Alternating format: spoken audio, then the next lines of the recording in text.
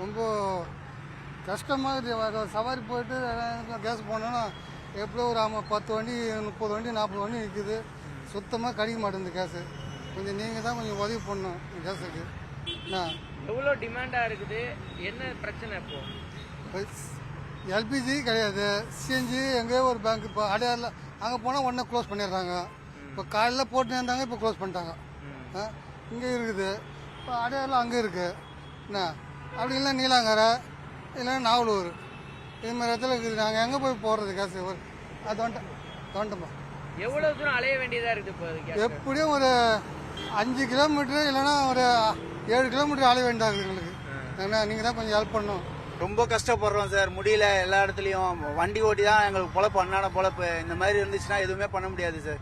எதுனா அரசு தான் எதுனா நடவடிக்கை எடுக்கணும். ஏன்னா அன்னாட காட்சி நாங்கள்லாம் இந்த மாதிரிலாம் பொழப்பு கஷ்டப்பட்டோம்னா ரொம்ப பிரச்சனையாகுது.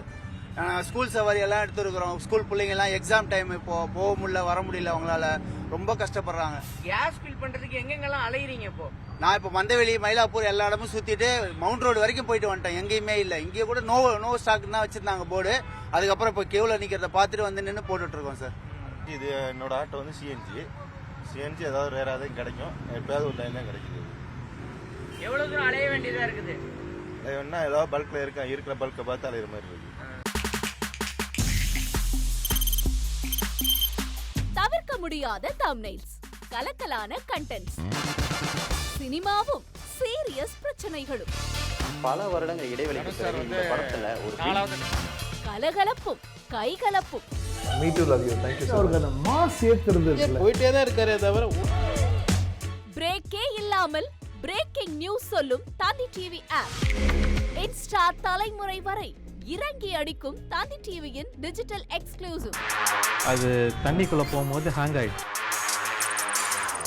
உங்களுக்கு விஜய் சார் எந்த அளவுக்கு ரொம்ப பிடிக்கும்? Of course, Malayalis are huge Vijay sir fans. ரெண்டு பேருமே ரொம்ப பிடிக்கும் எனக்கு.